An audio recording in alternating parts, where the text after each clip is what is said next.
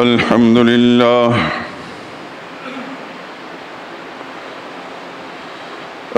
لله وحده والصلاة والسلام على من لا نبي بعده ولا رسول بعده ولا معصوم بعده.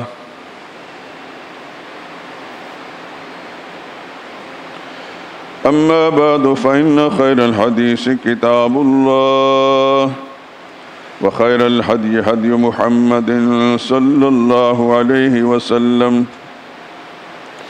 وشر الأمور محدثاتها وكل محدثة بدعة وكل بدعة ضلالة وكل ضلالة في النار. أعوذ بالله من الشيطان الرجيم. بسم الله الرحمن الرحيم. والسابقون الأولون من المهاجرين والأنصار والذين اتبعوهم بإحسان رضي الله عنهم ورضوا عنه وأعد لهم جنات تجري تحتها الأنهار خالدين فيها أبدا ذلك الفوز العظيم.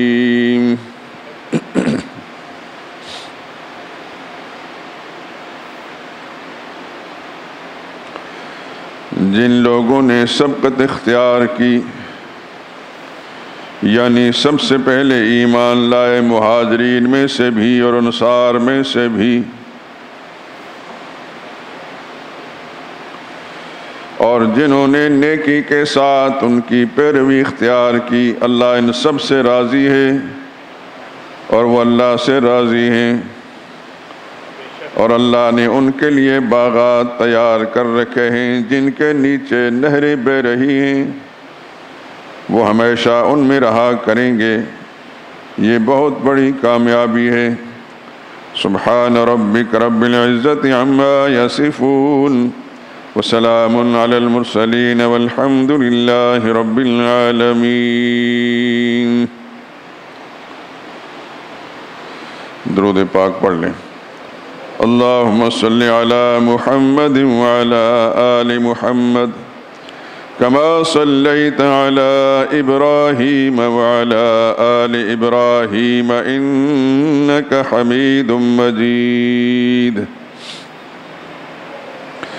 اللهم بارك على محمد وعلى آل محمد كما باركت على إبراهيم وعلى آل إبراهيم إنك حميد مجيد. گلشن اسلام کی رنگی بہاروں کو سلام. گلشن اسلام کی رنگی بہاروں کو سلام. سنت خیر الورا کے لالہ زاروں کو سلام.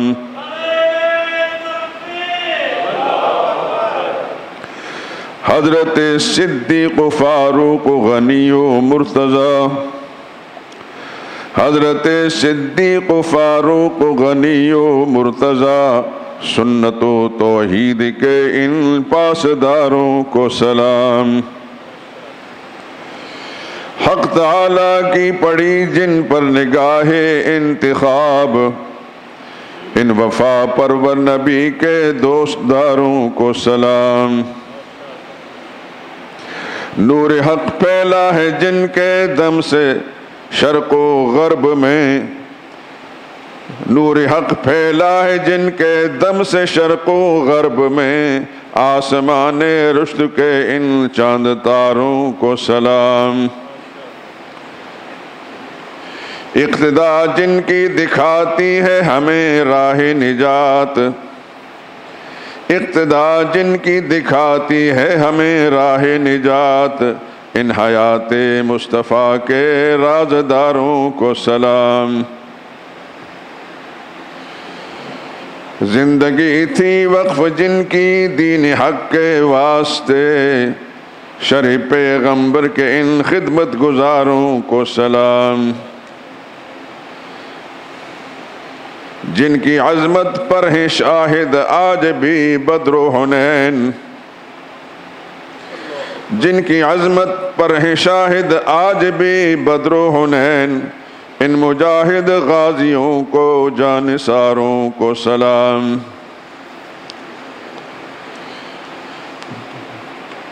نام ہے جن کے مبارک دور کا خیر القرون، نام ہے جن کے مبارک دور کا خیر القرون، ان خلافت کے گرامی تاجداروں کو سلام۔ سبت ہیں جن پر نقوش پائے اصحاب رسول، سبت ہیں جن پر نقوش پائے اصحاب رسول، ان گزرگاہوں مقدس رہگزاروں کو سلام۔ ہے محبت جن کی ایمان، بغض ہے جن سے نفاق، ہے محبت جن کی ایمان، بغض ہے جن سے نفاق، کشور ایمان کے ان شہر یاروں کو سلام۔ جن کی شان پاک پر ناطق ہے قرآن و حدیث، جن کی شان پاک پر ناطق ہے قرآن و حدیث، ان نبی کے پاک دامن دوست داروں کو سلام۔ جن کی گرد راہ میری آنکھوں کا سرما ہے ظہور، جن کی گرد راہ میری آنکھوں کا سرما ہے ظہور، کاروان دین کے ان شاہ سواروں کو سلام۔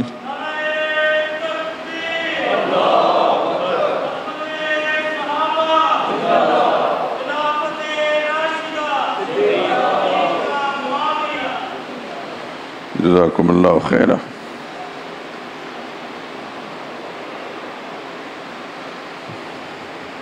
قرآن حکیم میں سورہ انعام کی آیت نمبر 54،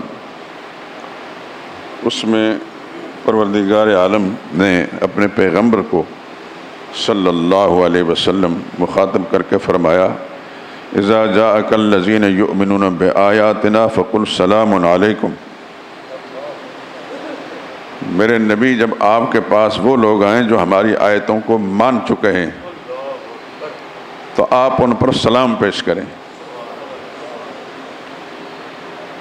اس آیت کی بنا پر بہت پہلے ایک شاعر میاں والی میں رہتے تھے، ان کا نام تھا خان محمد کمتر، ان کا تخلص تھا۔ انہوں نے اسی بحر اور قافیہ میں جو ابھی میں نے آپ کو سنایا ہے، کچھ اشعار کہے تھے جو مجھے بہت ہی پسند ہیں۔ میں چاہتا ہوں کہ وہ بھی آپ کو سنا دوں اپنی بات کہنے سے پہلے۔ آج کا دن پورے پاکستان میں مسلمانوں نے عظمت صحابہ کے لیے وقف کیا ہے۔ تمام علماء امت پاکستان کے، کراچی کے ہوں یا دیگر ملک کے، سب نے متفقہ فیصلہ کیا ہے کہ آج کا دن یعنی جمعے کے بیانات جو ہیں عظمت صحابہ کا عنوان ہوگا۔ وہ نہ بھی کرتے تب بھی میں نے یہی کچھ کرنا تھا۔ بہرحال مجھے خوشی ہے کہ اللہ تعالیٰ نے ان کو بھی اس بات کی طرف توجہ ان کے دل و دماغ میں مبذول کرا دی۔ اللہ ان کو جزائے خیر عطا فرمائے۔ دشمن شر کھڑا کرتا ہے، اللہ اس میں سے خیر نکال دیتے ہیں۔ فارسی کا ایک شعر ہے، عدو شر برانگیزت کے خیر مادراں باشد، دشمن شر کھڑا کرتا اللہ اس میں سے خیر نکال دیتے ہیں۔ شاید صحابہ اکرام کی عظمت اس درجے میں بیان نہ ہوتی اور عوام الناس کو، عام لوگوں کو اتنا پتہ نہ چلتا جتنا کہ دشمنان دین نے، دشمنان اسلام نے اپنی مکروہ حرکات سے مسلمانوں کے دلوں کے اندر ایمان کی یہ جذبات جو ہیں بیدار کر دیے ہیں۔ علماء امت نے سب کے سب بلا امتیاز، مجھے زندگی بڑی خوشی ہوئی کہ آج نہ کوئی بریلوی ہے، نہ کوئی دیوبندی، نہ کوئی اہل حدیث، سب مسلمان ایک پلیٹ فارم پر ہیں۔ اور سب نے متفقہ طور پر ایک فیصلہ کیا ہے کہ عظمت صحابہ جو ہے اس کو قائم رکھیں گے، اور ہر وہ بد نصیب اور بدبخت، اصلی اور نسلی بدبخت جو صحابہ اکرام کی شان میں کوئی گستاخی اور بے ادبی کرے گا، اس کے خلاف جو کچھ ہو سکے گا کریں گے۔ تو یہ آیت جو ہے اس کی تضمین کرتے ہوئے اس شاعر نے، خان محمد کمتر نے، وہ لکھتے ہیں سید کونین تیرے جانثاروں کو سلام، سید کونین تیرے جانثاروں کو سلام، یعنی گردون نبوت کے ستاروں کو سلام۔ انبیاء کے بعد شہرا ہے انہی کے نام کا، انبیاء کے بعد شہرا ہے انہی کے نام کا، جن کی ہمت سے پھلا پھولا چمن اسلام کا، ان حجازی غازیوں کو شہسواروں کو سلام،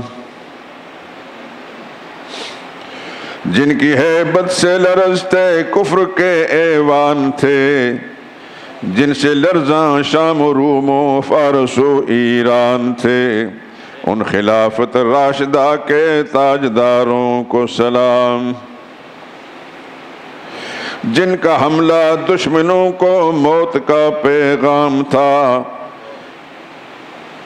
جن کا حملہ دشمنوں کو موت کا پیغام تھا، اس زمین پر کفر جن سے لرزہ بر اندام تھا، جن کی خوشنودی حق کی خوشنودی کے مخلص خواستگاروں کو سلام،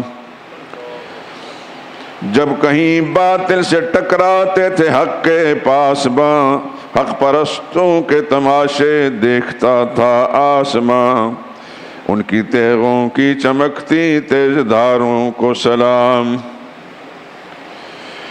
ان کی کوشش سے ہمیں قرآن کی دولت ملی، ان کی ہمت سے رسول اللہ کی سنت ملی، ان رسول ہاشمی کے رازداروں کو سلام، ان میں صدیق و عمر کی امتیازی شان ہے، سو گئے اس گھر میں جس پر خلد بھی قربان ہے، گنبد خضرا کی رونق کو بہاروں کو سلام،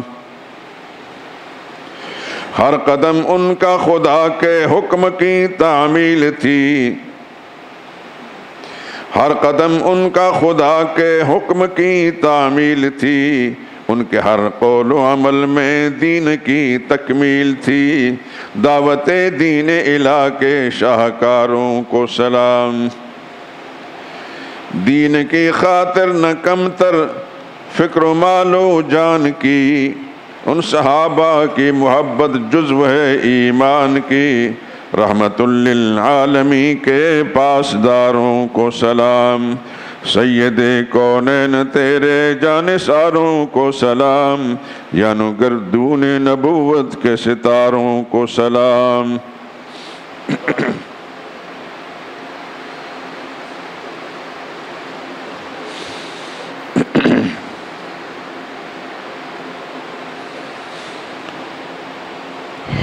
بزرگان محترم، برادران عزیز،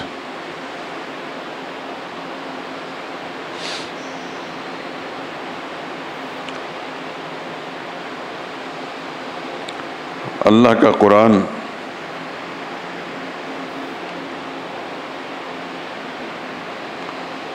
کہیں سے بھی پڑھ لیں، خالق کائنات نے سرور عالم صلی اللہ علیہ وسلم کے ان مخلص جانثاروں کا تذکرہ اس انداز سے فرمایا ہے،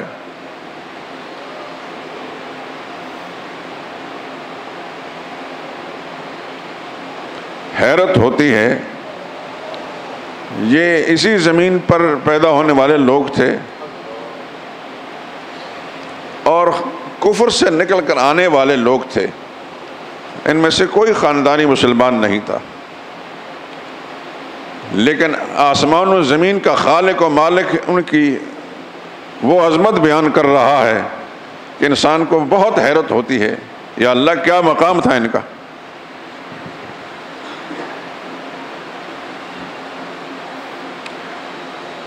خود سرور عالم صلی اللہ علیہ وسلم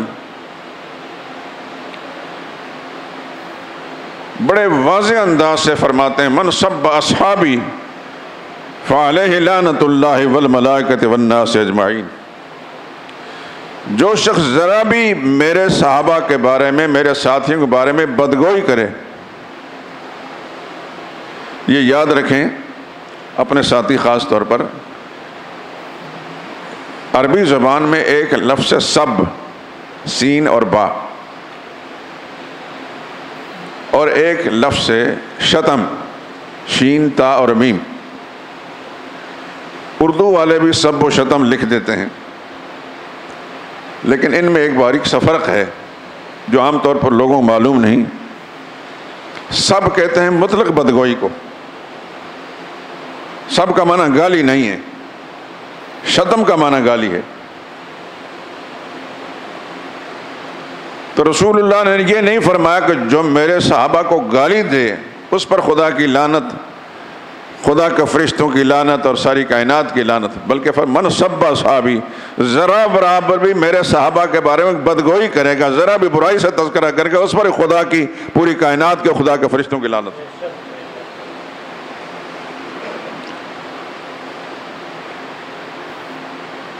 ان کا مرتبہ مقام جو کچھ تھا وہ یا تو اللہ کو معلوم ہے یا رسول اللہ کو معلوم ہے۔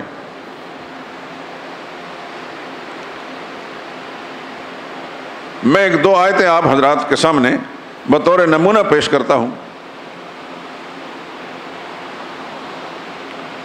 غالباً سورہ انعام کی آیت نمبر 50 ہے، میں دیکھ لیتا ہوں۔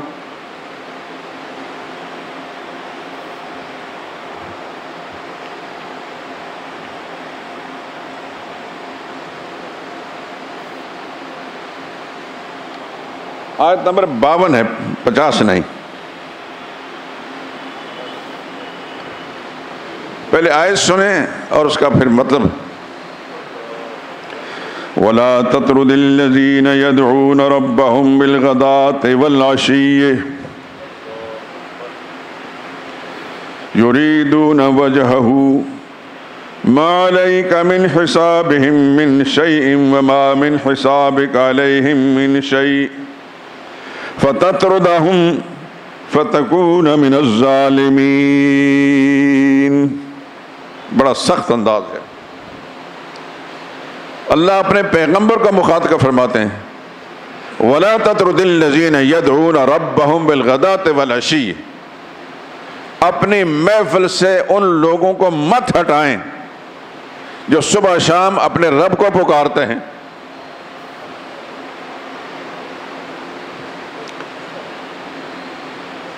یہ آیت کیوں نازل ہوئی؟ ایک دفعہ مشرکین کے بڑے بڑے سرغنوں نے یہ مطالبہ پیش کیا کہ ہم آپ کے پاس آ کر آپ کی باتیں سننا چاہتے ہیں، اگر سمجھ میں آئیں تو مانیں گے، نہیں آئیں تو پھر اپنا فیصلہ کریں گے، لیکن ایک چیز آپ کے پاس آنے سے رکاوٹ بنتی ہے، وہ یہ کہ آپ کی محفل میں یہ کم تر کمینے قسم کے لوگ، جس کو آپ اپنی زبان میں کمینہ کہتے ہیں، یعنی گھٹیا لوگ، دنیا دار، دنیا پرست آدمی غریب آدمی کو گھٹیا سمجھتا ہے۔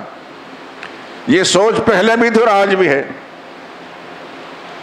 یہ جو گھٹیا قسم کے لوگ آپ کی محفل میں بیٹھے رہتے ہیں، ہم ان کے پاس بیٹھنا اپنی توہین سمجھتے ہیں۔ آپ اگر ان کو اپنی محفل سے ہٹا دیں گے تو پھر ہم آپ کے پاس آ کر آپ کی بات سننا چاہیں گے۔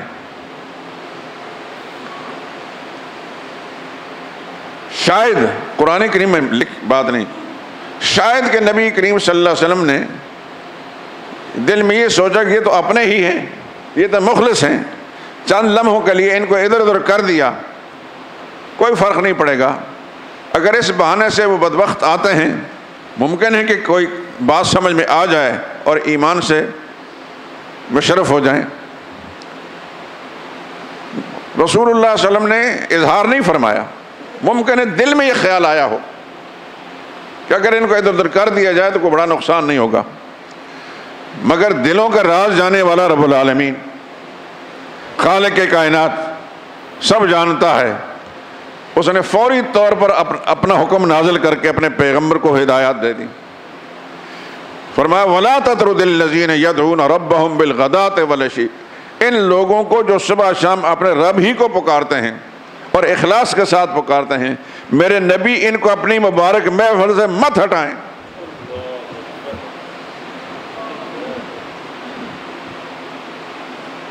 یہ صحابہ کا مقام خدا کے نزدیک میں بتا رہا ہوں کیا ہے.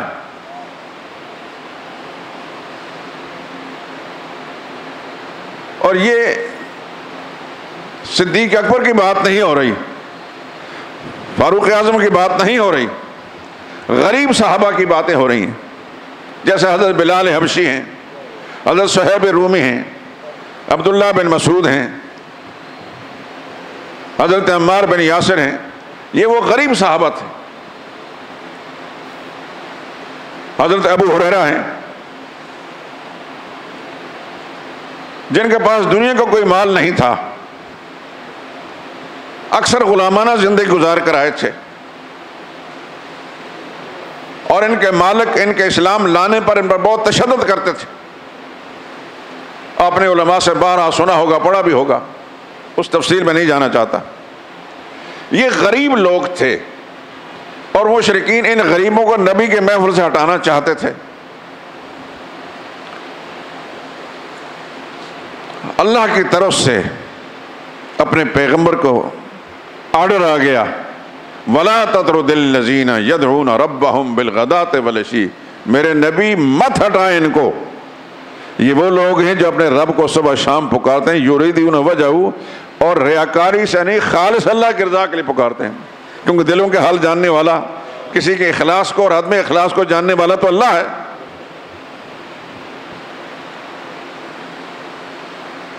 فرمایا ما علیک من حسابہم من شیء وما من حسابک علیہم من شیء، ان میں سے کوئی آتا ہے تو آئے، انہی کے ساتھ آ کر بیٹھ کر اس کو بات سننی ہوگی. ان میں سے اگر کوئی اسلام نہیں لاتا تو ہم آپ سے نہیں پوچھیں گے کہ کوئی مومن کیوں نہیں بنے. فَتَطْرُدَهُمْ، اگر ان کی خواہش پر آپ نے ان کو ہٹا دیا، اگلا جملہ بڑا سخت ہے، فَتَكُونَ مِنَ الظَّالِمِينَ، آپ ناانصافوں میں ہو جائیں گے. یہ قرآن کی آیت میں نے آپ کو بتا دی ہے، سورہ اعراف، سورہ انعام اور آیت نمبر 52 ہے.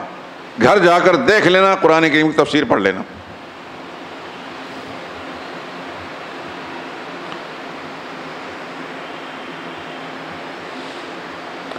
صحابہ کا مقام اللہ کا، یہ ایک جھلکی آپ کو میں نے دکھائی ہے.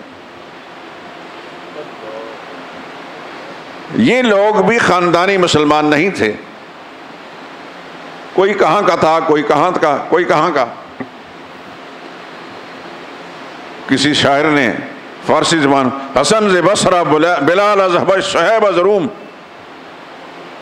حضرت حسن بصرہ سے چلے، نبی کے دامن سے وابستہ ہو کے کیا سے کیا سید الاولیاء بن گئے. بلال حبشہ سے چلے تھے، کالی شکل والے، سیاہ رنگ والے، اور حضرت صہیب روم سے آئے، نبی کے دامن سے وابستہ ہوئے. اور پھر اللہ کے نزدیک ان کیا مقام تھا ابھی آپ سن چکے ہیں. اور شاعر کہتا ہے زخاک مکہ ابو جہل اینچ بلا جبیس، مکہ کا رہنے والا چودھری ابو جہل وہ نبی کے دامن سے وابستہ نہ ہو سکا. ابو جہل کا ابو جہل ہی رہا، خدا کی لعنت پھٹکار پر رہی. اور یہ لوگ کہاں سے چلے اور نبی کے دامن سے وابستہ ہو کہیں سے کہیں بن گئے، ساری دنیا کے اولیاء اللہ کا سردار بن گئے. حضرت بلال کے بارے میں سیدنا فاروق اعظم کبھی فرمایا کرتے تھے، جب کبھی تشریف لاتے تھے فاروق اعظم اٹھ کر ان کا استقبال کرتے، جاء سیدنا بلال، بلال ہمارا آقا آ گیا.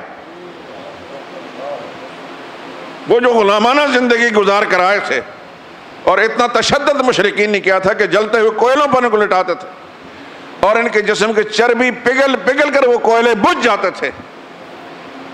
اور مشرکین ان کے سینے پر وزنی چٹانیں رکھتے، اس کے باوجود ایمان کی قوت ایسی تھی کہ احد احد، ایک اللہ ہی کو پکاریں گے، ایک اللہ ہی کو پکاریں گے. کبھی رسول اللہ صلی اللہ علیہ وسلم کو اس طرف سے گزر ہوتا تو مشرکین کے تعذیب والے عمل کو دیکھ کر اللہ کا نبی اتنا جملہ فرماتا، نام ینجی کا احد، فکر نہ کریں وہ احد وہ تمہیں نجات دے گا ان سے، اور بالآخر اللہ نے نجات دے دی۔ کہاں بلال غلامانہ زندگی گزارنے والا، کہاں مکہ کا رئیس اور چودھری، حضرت فاروق اعظم ان کو کہتا ہے جاء سیدنا بلال، ہمارا آقا بلال آ گیا۔ ایمان کی طاقت اس قدر تھی کہ فاروق اعظم جیسے عظیم انسان نے بھی اپنی زبان مبارک سے ان کو سید کا لفظ فرمایا، یہ ہمارے آقا ہیں۔ میں نے قرآن کریم کی آیت بطور سمپل نمونہ آپ کا پیش کی ہے کہ اللہ کے نزدیک ان لوگوں کا کیا مقام ہے، کہ اپنے نبی کے لیے بھی اتنا سخت جملہ اللہ نے فرمایا فَتَطْرُدَهُمْ، اگر آپ ان مشرکین کے مطالبے پر ان کو ہٹا دیں گے فَتَكُونَ مِنَ الظَّالِمِينَ، تو آپ بھی ناانصافوں میں شامل ہو جائیں۔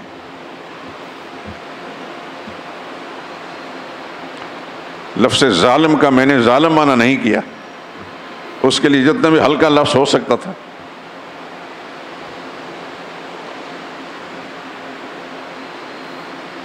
صحابہ کے باطن کی کیفیت کو اللہ جانتے تھے، وہ کتنے مخلص تھے اللہ کے لیے، اللہ کے دین کے لیے، اللہ کے رسول کے لیے۔ اس واسطے پروردگار عالم کو ایک لمحہ بھی یہ گوارا نہیں ہوا کہ مشرکین کے مطالبے پر یہ نبی کی پاک محفل سے ادھر ادھر ہو جائیں۔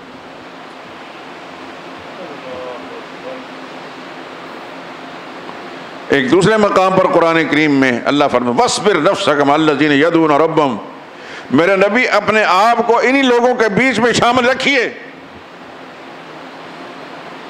جو اپنے رب کو پکارتے رہتے ہیں، ان کی محفل سے مت ہٹیے۔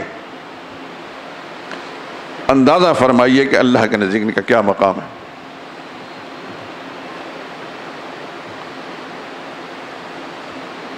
یہ میں نے بطور سمپل آپ کے سامنے یہ آیت پیش کی ہے، خدا کے نزدیک ان صحابہ کا مقام کیا ہے۔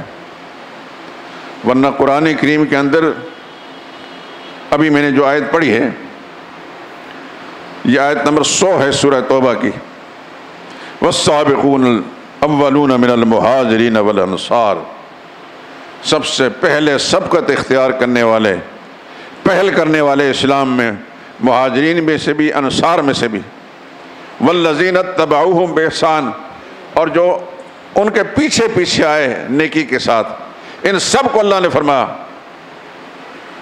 رضی اللہ عنہم، اللہ ان سب سے راضی ہے۔ مہر لگا دی اللہ پاک نے ان کے ایمان کی، اور اللہ تعالیٰ نے اپنی خوشنودی کی، اللہ ان سب سے راضی ہے۔ وَرَضُوا عَنْهُ، یہ اللہ سے راضی ہیں، اللہ نے ان کے لیے باغات تیار کر رکھے ہیں، تجری تحت الانہار، جن کے نیچے نہریں بہہ رہی ہوں گی، خالدین فیہا ابدا، یہ ایسے باغ نہیں کہ صبح گئے اور شام کو دروازہ بند ہو گیا، اس میں رہا کریں گے ابداً، ہمیشہ کے لیے۔ ذالک الفوز العظیم، یہ ہمیشہ کی کامیابی ہے۔ میرے دوستو،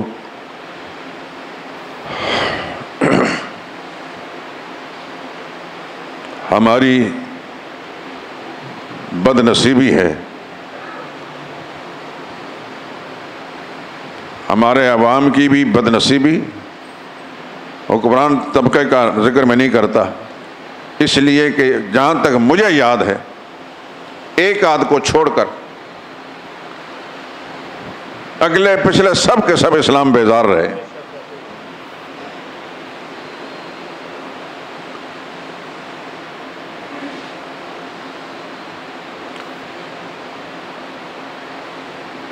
ان کا صحابہ سے کوئی تعلق نہیں رہا، اتنا کچھ ہو جانے کے باوجود ابھی تک اوپر کی کرسیوں میں بیٹھنے والے ازلی بد نصیبوں کی زبان سے مذمت کا لفظ اخبارات کے اندر نہیں آیا۔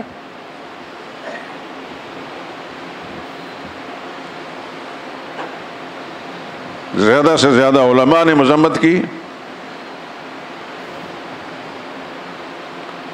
اپنا احتجاج ریکارڈ کیا،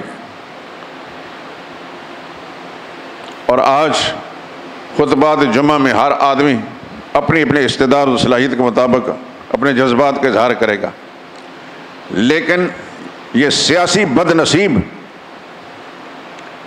خواہ وہ پیپل پارٹی کے ہوں یا مسلم لیگ کے یا کسی اور پارٹی کے ہوں، حکمران طبقے سے تو مجھے خیر کی قطعاً کوئی امید نہیں، اس لیے کہ اس کے وزیروں مشیروں کے اندر یا قادیانی ہیں یا رافضی ہیں۔ وہ تو ایک پری پلاننگ منصوبہ بندی کے ساتھ سب کچھ ہوا۔ ماتم کی محفلیں سے پہلے بھی ہوتی تھی، آپ حضرات کو یاد ہوگا، بھولے نہیں ہوں گے، لیکن اس قدر اتنے دھڑلے کے ساتھ، اتنی بے شرمی اور بے غیرتی کے ساتھ سڑکوں پر نکل کر صحابہ کرام کی شان میں ایسی گستاخی اس سے پہلے ہم نے نہیں سنی۔ ان لوگوں کو پورا پروٹوکول حاصل ہے، کسی کی شہ پر انہوں نے سب کچھ کیا ہے، ابھی تک مقتدر حلقوں کی طرف سے ان کی مذمت نہیں آئی۔ اخبارات سے یہ پتہ چلتا ہے سچ ہے کہ جھوٹ کہ ان کے خلاف کیس درج ہو گئے۔ اگر محمد علی جناح کو گالی دی جاتی، یہ سب کی زبانیں کھل جاتی اور ہر ایک کا بیان اخبار میں چھپتا۔ ان کے نزدیک آرمی کا کوئی جرنیل، اس کی شان میں گستاخی کی جاتی، سب کی زبانیں کھل جاتی۔ بانی پاکستان، اس کے بارے میں کہا جاتا، سب کی زبانیں کھل جاتی۔ لیکن سرور کائنات صلی اللہ علیہ وسلم کے مخلص جانثار جو زندگی میں ساتھ رہے، جو غار میں بھی ساتھ تھے، اب مزار میں بھی ساتھ ہیں، کل جنت دار القرار میں بھی ساتھ ہیں، ان کی شان میں گستاخی کی، کتے بھونکتے رہے سڑکوں پر نکل کر، ابھی تک اوپر کی کرسیوں میں بیٹھنے والے ان بد نصیبوں کو توفیق نہیں ہوئی کہ اپنی زبان سے ان کی مذمت کا کوئی لفظ پیش کر دیں۔ اس سے آپ اندازہ کر سکتے ہیں کہ ان لوگوں کا اسلام سے کتنا تعلق ہے، ان لوگوں محمد مصطفیٰ صلی اللہ علیہ وسلم یا آپ کا صحابہ کرام کے ساتھ کس قدر تعلق ہے۔ ان کو صرف اپنا اقتدار پسند ہے، دنیا مفادات پسند ہے۔ سچ یہ ہے کہ ہم سارے پاکستانی، میرے سمیت اور آپ سمیت، ہم بڑے بد نصیب لوگ ہیں، ہمیں اچھے لوگ نہیں ملے۔ ہم اچھے ہوتے تو پروردگار عالم بہتر اقتدار والے دیتے۔ اللہ کا نبی نے فرمایا تھا، کما تکونون کذالک یؤمر علیکم، جیسے تم ہو گئے ویسے تمہارے حاکم ہوں گے۔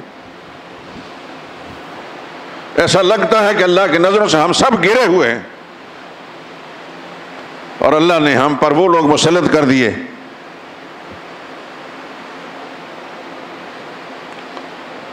جو اپنی ذات کے لیے تو گالی برداشت نہیں کر سکتے، لیکن سرور کائنات صلی اللہ علیہ وسلم کے صحابہ کرام کو کھلم کھلا سڑکوں پر، چوراہوں پر کھڑے ہو کر بکواس کیا گیا، اور کسی طرف سے بھی کوئی مذمت کا لفظ نہیں آیا۔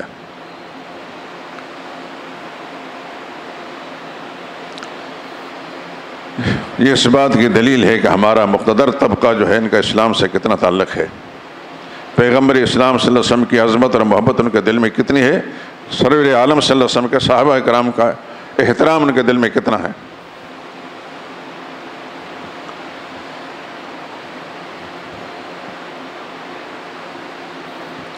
ہر انسان اپنے آپ کو ٹٹولے گا کہ میری ماں اور میرے باپ کو کوئی گالی بکتا ہے تو میرے جذبات کیا ہوتے ہیں۔ امہات المومنین عائشہ صدیقہ رضی اللہ تعالیٰ عنہ اور حضرت حفصہ رضی اللہ تعالیٰ عنہ کو بکواس کیے گئے ہیں، گالیاں بکی گئی ہیں، سڑکوں پر نکل کر اعلان کیا عائشہ فی النار، عائشہ آگ کے اندر ہے۔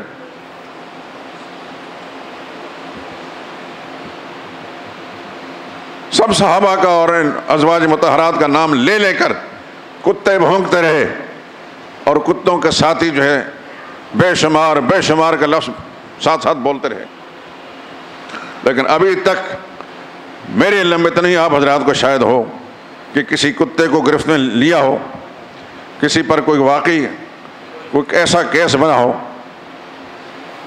اس سے اندازہ کر سکتے ہیں کہ ہم کس قدر گر چکے ہیں، ہمارا معاشرہ کتنا گر چکا ہے۔ یہ صحیح بات یہ ہے کہ خدا کے نظروں سے ہم گر چکے ہیں، اس واسطے ہم جیسے ہیں ویسے حاکم ہمارے اوپر ہیں۔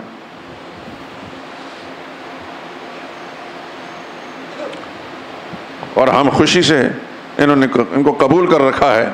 ہمارے دل میں شاید کبھی ملال بھی نہیں آتا کہ ہم نے بھی مر کر خدا کے سامنے جانا ہے. اللہ تعالیٰ ہم سے پوچھیں گے میرے نبی کی عظمت، میرے نبی کے ساتھیوں کی عظمت تمہارے دل میں کتنی تھی؟ جب ان کو گالی پڑتی تھی تمہارے چہرے پر اداسی آئی؟ تم نے دل میں ملال لایا؟ اگر کچھ کر نہیں سکتے تھے کم از کم دل میں تو برا جانتے. اللہ کے نبی نے مر رہا منکم منکرا فلیغیرہ بیدہ، تم میں سے کوئی برائی دیکھتا ہے تو ہاتھ بڑھا کر ہاتھ سے اس برائی کو روکے.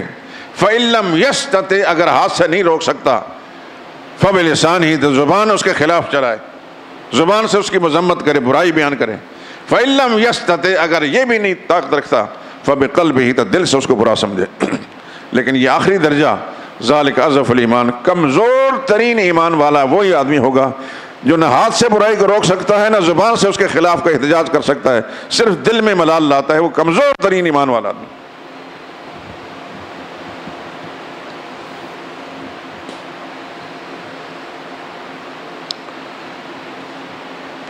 یہ اسلام کے نام پر بنایا گیا ملک ہے، اسلامی جمہوریہ پاکستان.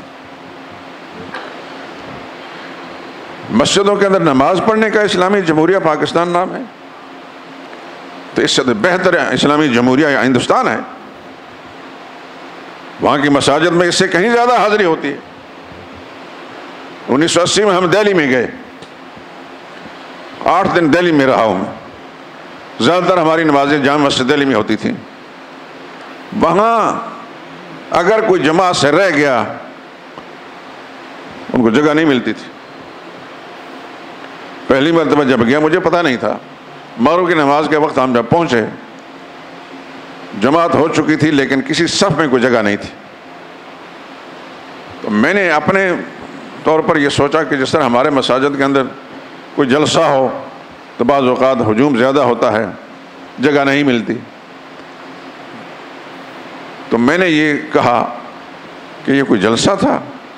تو وہاں کا ایک نمازی جو نکل رہا تھا کہنے لگا کون سا جلسہ؟ میں نے کہا یار اتنے زیادہ لوگ ہیں جگہ نہیں ملتی.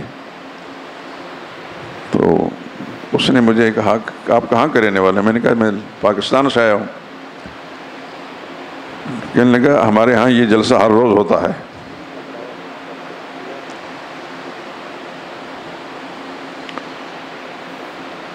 تو اگر مسجدوں میں نمازیوں کے نماز پڑھنا ہی اسلامی جمہوریہ ہونا اس کی علامت ہے تو پھر انڈیا تو اس سے زیادہ اسلامی جمہوریہ ہے.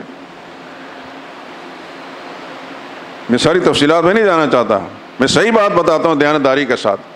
وہاں ہندو مشرک ہے، ہم جانتے ہیں، بدترین اسلام کا اور مسلمان کا دشمن ہے. اس کے باوجود بھی وہاں کا مسلمان بڑا غیرت مند مسلمان ہے.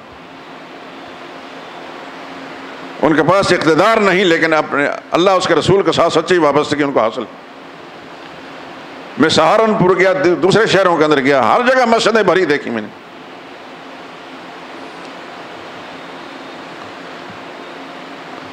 ایک وہ دلی کی جامع مسجد ہے، شاہی مسجد، اور آپ کی مسجد، آپ کی شاہی مسجد کیا مغرب کی نماز میں بھر جاتی ہے؟ وہ اندر کا حصہ بھی پورا نہیں ہوتا. یہ ہے اسلامی جمہوریہ پاکستان.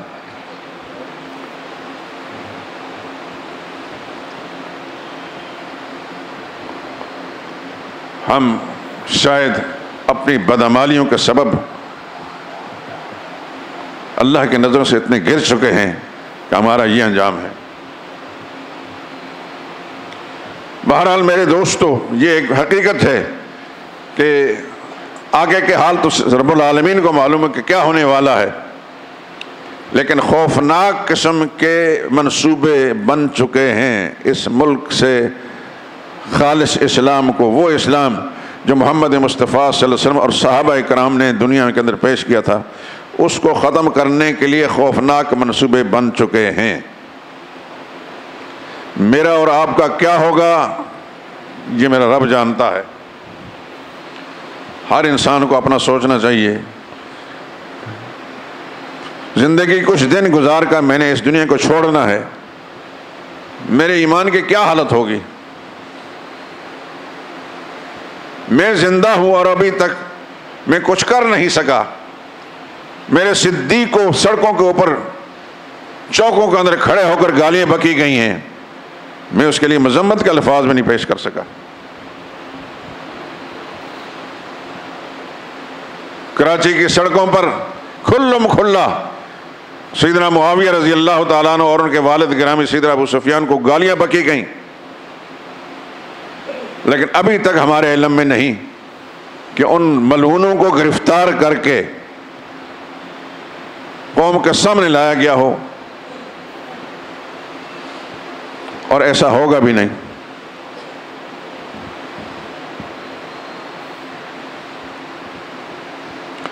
جو ہماری حالت ہے، ایمان کی سطح ہے، اس کی بنا پر ایسا ہی ممکن ہے کہ بس ہم چند لمحوں میں کوئی باتیں کر کے پھر اپنے اپنے کام میں مصروف ہو جائیں گے، کچھ باتیں سن کر کچھ کر کے اپنے اپنے کام مصروف ہو جائیں گے۔ وہ صدمہ، وہ دلی رنج چند لمحوں کے بعد ہمارے دل میں نہیں رہے گا، اپنے کاروبار میں ہم لگ جائیں گے۔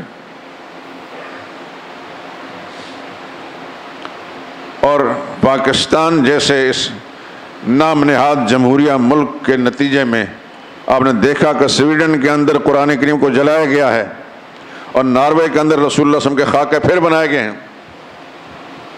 دنیا کفر کو پیغام جا چکا ہے آپ کے پاکستان سے کہ یہ بہت اچھلنے والے پاکستان کا مطلب کیا، لا الہ الا اللہ، یہ منافقانہ نعرے جو ہیں ان کے اپنے ملک کے اندر ان کے پیغمبر کی، ان کے ساتھیوں کی اس قدر توہین کی گئی، وہ دلیر ہو گئے ہیں۔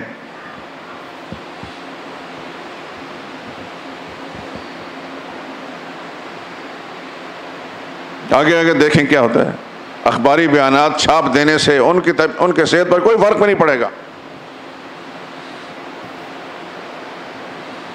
جب خود ہمارے ملک کے اندر ایسا ہوتا ہے، ہم نے کیا کر لیا؟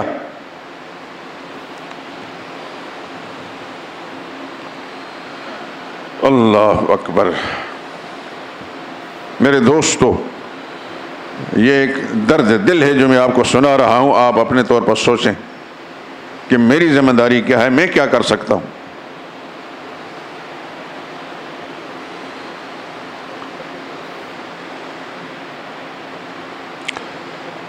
رسول اللہ صلی اللہ علیہ وسلم فرمایا، اللہ اللہ فی اصحابی، اللہ سے ڈرنا میرے صحابہ کے بارے میں۔ لا تتخذوہم غرضا من بعدی، میرے دنیا سے چلے جانے کے بعد کسی ایک صحابی کے بارے میں ذرہ برابر بھی زبان سے کوئی لفظ نہ نکالنا۔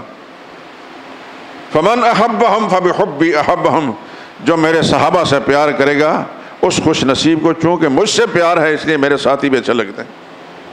ومن ابغضہم فببغضی ابغضہم، اور جو میرے صحابہ سے بغض رکھتا ہے اس بدبخت کو مجھ سے بغض ہے اس لیے میرے ساتھی برے لگتے ہیں۔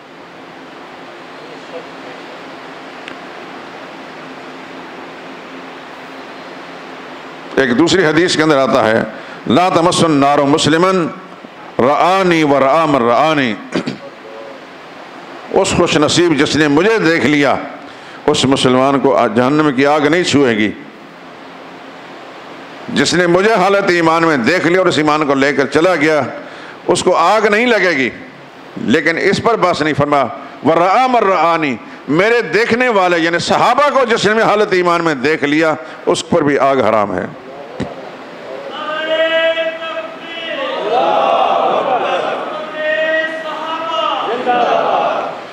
ایک حدیث کے الفاظ اس طرح ہیں، اذا اراد اللہ برجل من امتی خیرا القى فی قلبہ حب اصحابی، جب اللہ تعالیٰ کسی انسان کے ساتھ بھلائی کا ارادہ فرماتے ہیں، اللہ تعالیٰ کسی پر اپنی رحمت نازل کرتے ہیں تو پھر اس کی نشانی یہ ہے کہ اس کے دل کے اندر میرے صحابہ کی محبت ڈال دیتے ہیں۔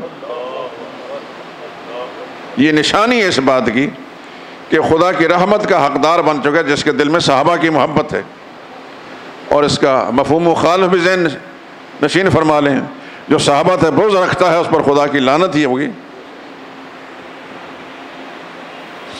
اور ایک حدیث کے الفاظ، من مات من اصحابی بارض جعل شفیعا لاہل تلک الارض، میرا صحابی کسی زمین کے ٹکڑے پر فوت ہو جاتا ہے تو اس زمین پر بسنے والے جتنے لوگ بھی اللہ تعالیٰ اس صحابی کو ان کے لیے سفارشی بنا دیں گے۔ یعنی وہ زمین کا وہ ٹکڑا خوش نصیب لوگوں کا ہے، اس ایک صحابی کی وجہ سے اللہ تعالیٰ سب کی سفارش قبول فرما دیں۔ ایک حدیث کے الفاظ ہیں، ان اللہ اختارنی واختار لی اصحابی واختار لی منہم اسحارا وانصارا فمن حفظنی فیہم حفظہ اللہ ومن آذانی فیہم اذاہ اللہ۔ اللہ نے مجھے کا اس دھرتی پر بسنے والے انسانوں میں چن لیا۔ کس کو؟ محمد مصطفیٰ صلی اللہ علیہ وسلم کو۔ یہ حضور کی حدیث سنا رہا ہوں، اللہ نے مجھے ساری کائنات کے اندر چن لیا ہے، واختار علی اصحاباً، اور میرے ساتھی میرے لیے چن لیے۔ کسی کو میرا سسرالی بنا دیا جیسے ابوبکر و عمر ہوا ہے، وانصاراً کسی کو میرا مددگار بنا دیا۔ فمن حفظنی فیہم حفظہ اللہ، جو شخص ان کا ادب کرے گا، احترام رکھے گا اور مجھے اذیت دینے سے محفوظ رکھے گا، اللہ اس کی حفاظت فرمائیں گے۔ ومن آذانی، اور جس نے من آذاہم، اور جو ان کو اذیت پہنچائے گا کسی طریقے سے، وہ اللہ کو اذیت پہنچاتا ہے اور اللہ کے عذاب میں گرفتار ہو جائے گا۔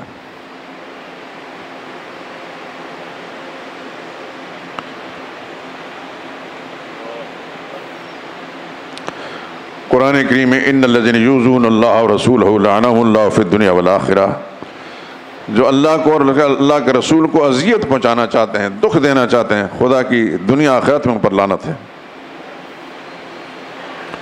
ایک حدیث کے الفاظ، لا تسبوا اصحابی، میرے صحابہ کے بارے میں ذرا بھی کوئی لفظ برا نہ نکالنا۔ میں بھی بتا چکا ہوں کہ سب کا معنی صرف بدگوئی ہے۔ لا تسبوا اصحابی، میرے صحابہ کے بارے میں کوئی بھی ایسا لفظ نہ نکالنا جو نامناسب ہو۔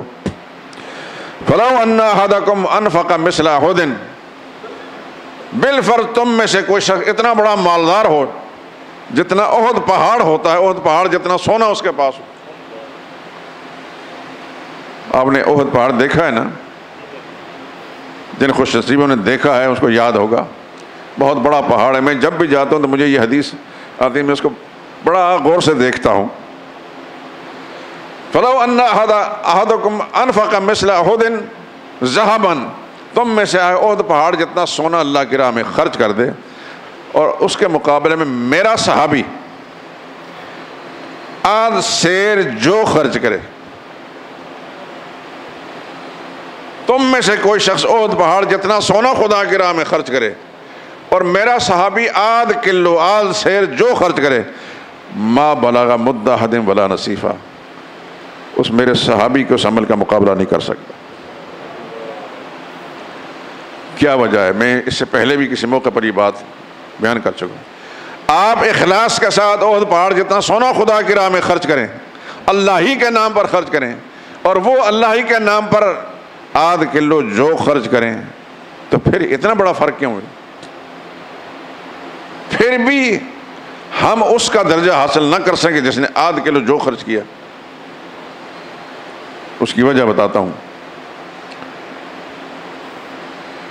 صحابہ وہ لوگ تھے جنہیں رسول اللہ صلی اللہ علیہ وسلم کے ساتھ ڈائریکٹ نسبت تھی۔ صحابہ وہ لوگ تھے جنہیں رسول اللہ صلی اللہ علیہ وسلم کے ساتھ براہ راست نسبت تھی، اور مجھے اور آپ کو اور دنیا کے بڑے بڑے بھی اولیاء اللہ بھی ہیں، وہ نسبت نہیں جو صحابہ کی۔ انہوں نے اپنی آنکھوں سے سرور کائنات صلی اللہ علیہ وسلم کے چہرہ انور کی زیارت کی تھی، وہ حضور کے مجلس میں بیٹھے تھے، اپنے کانوں سے رسول اللہ کے مبارک ارشاد سنے تھے، ان کو براہ راست نسبت تھی۔ اور امت کے دوسرے لوگوں کو، چاہے وہ کتنے بڑے بڑے اولیاء اللہ کیوں نہ ہوں، شیخ عبدالقادر جیلانی جیسے لوگ بھی ہوں، مجد الفسانی جیسے لوگ ہوں، امام ابو حنیفہ جیسے لوگ ہوں، امام مالک جیسے لوگ ہوں، ان کو وہ نسبت نہیں حاصل ہو سکتی جو صحابہ کرام کو تھی۔ میں کہا کرتا ہوں، دنیا کے سارے لوگ، میں اور آپ، قیامت تک آنے والے عمل کے ترازو میں تولے جائیں گے۔ کس کا عمل کتنا ہے، کیسا ہے؟ صحابہ اکرام عمل کے ترازو میں نہیں تلتے تھے، نبی کی نسبت کے ترازو میں تلتے تھے۔ اس واسطے ان کا چھوٹا عمل بھی بہت بڑا اجر لیتا تھا، ہمارا بڑے سے بڑا کام بھی اس کے برابر اجر نہیں لے سکتا۔ اس سے اندازہ کر لیجئے کہ صحابہ کا مقام کیا ہے۔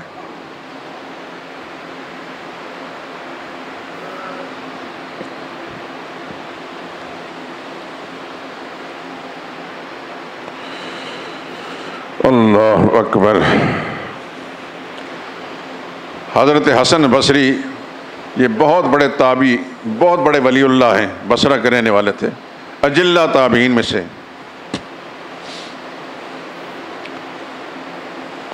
ان کا ارشاد ہے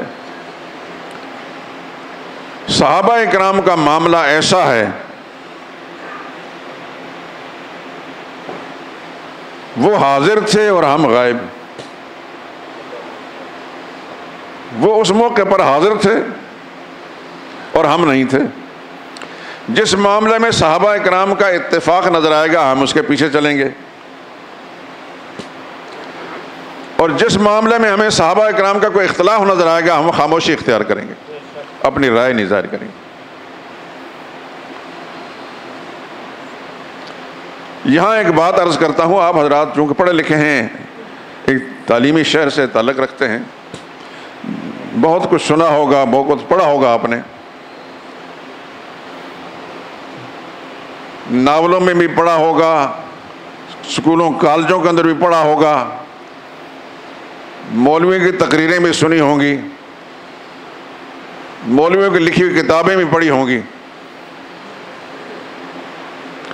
اور ان کتابوں کے اندر آپ نے یہ پڑھا ہوگا کہ فلاں نے فلاں کے ساتھ یہ معاملہ کیا، یہ کیا، وہ کیا۔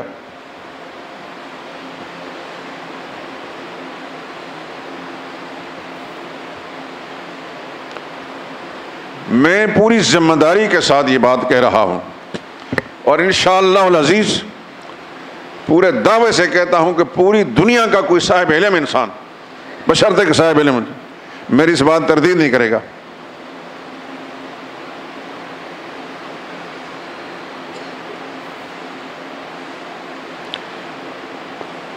کتاب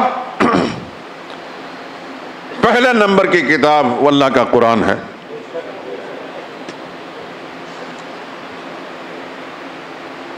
بات سمجھ میں آ رہی کہ نہیں آ رہی؟ تھوڑا سا آپ بیداری کا مظاہرہ کریں، میری بات کا جواب دیں۔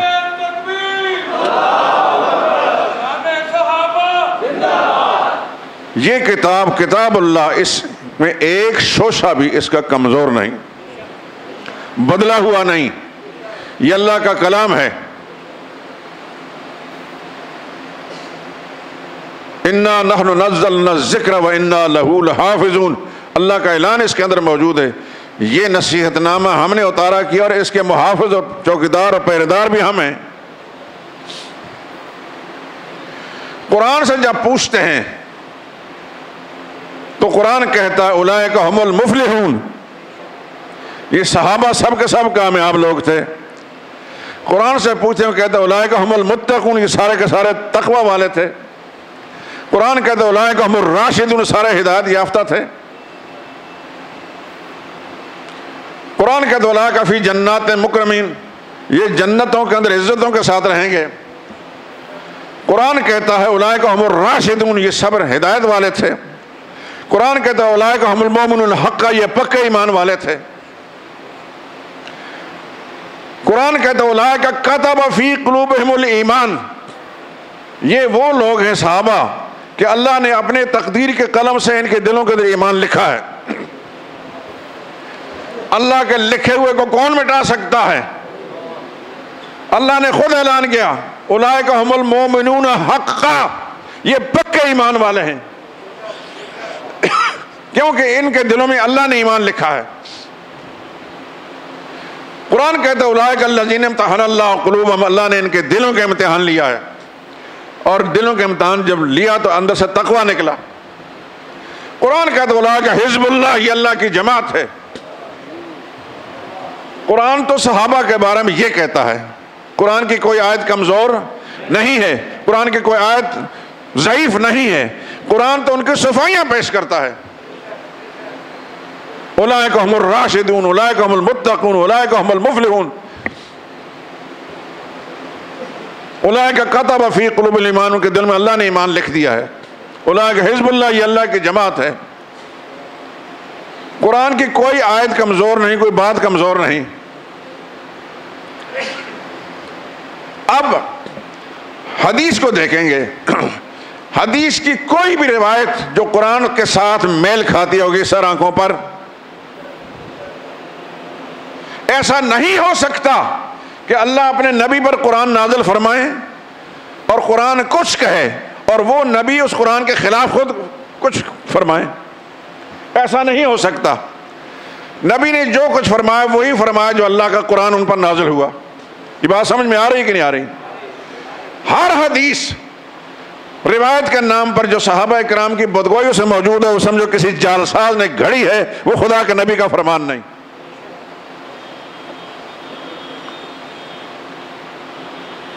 جو صحیح حدیث ہوگی وہ قرآن کے مطابق ہوگی، اور قرآن کے خلاف ہے تو سمجھو کہ جعلساز نے گھڑی ہے۔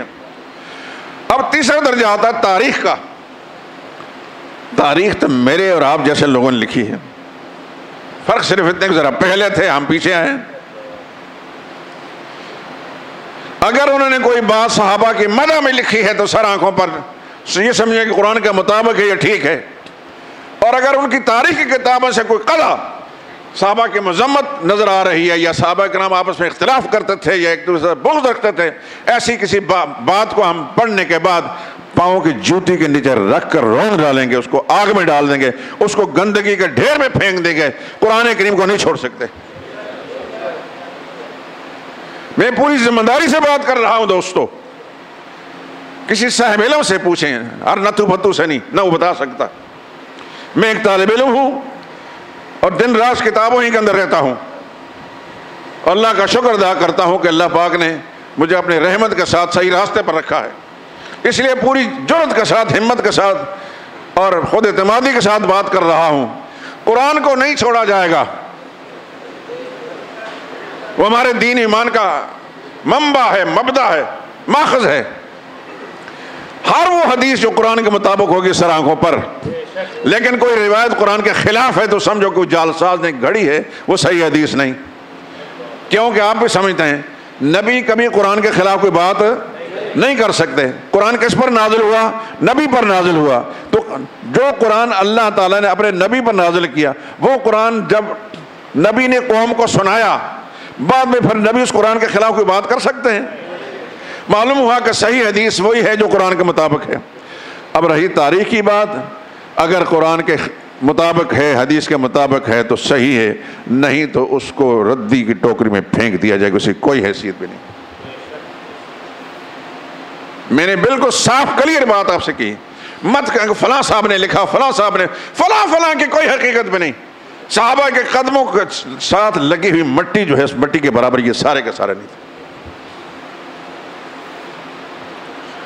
میں ایک طالب علم ہوں، میرے پاس ڈھیروں کتابیں ہیں، تاریخ کا سارا ذخیرہ میرے پاس موجود ہے الحمدللہ۔ مسجد شہداء کے اس ممبر پر میں یہ پاکستان کے دل میں بیٹھ کر، اس چوک کے اندر بیٹھ کر پورے دھڑلے کے ساتھ یہ بات کر رہا ہوں، پوری ذمہ داری کے ساتھ بات کر رہا ہوں، سب کچھ دیکھ کر رہا ہوں۔ صحابہ کو پرکھ نہ ہو قرآن سے پرکھیے، صحابہ کو پرکھ نہ ہو نبی کے سچے فرمان سے پرکھیے۔ جو صحابہ کرام کی جوتیوں کے مٹی کے برابر بھی لوگ نہیں، ان کی تحریروں سے صحابہ کرام کو نہیں پرکھنا۔ بات سمجھ میں آ رہی کہ نہیں آ رہی؟ یہ بات مجھے اس لیے کہنی پڑ رہی ہے کہ آپ کے دل میں ہو سکتا ہے یہ وسوسہ آیا کہ بھائی ہم نے فلاں کتاب میں تو یہ پڑھا ہے، فلاں کتاب میں یہ پڑھا ہے، فلاں کتاب کی کوئی حیثیت بھی نہیں، اس کے لکھنے والے کی بھی کوئی حیثیت نہیں۔ حجت اللہ کا قرآن ہے، حجت محمد مصطفیٰ کا فرمان ہے، بس ساری باتیں لے جا کے اس پر پرکھی جائیں گی۔ قرآن و حدیث کو قبول کرتا ہے سر آنکھوں پر، نہیں تو اٹھا کر باہر پھینک دو۔ قرآن کو چھوڑو گے ایمان سے رشتہ ختم ہو جائے گا، اور تاریخ کو چھوڑنے سے آپ کے ایمان اور دین کو کوئی نقصان بھی نہیں۔ بات سمجھ میں آ رہی ہے کہ نہیں آ رہی؟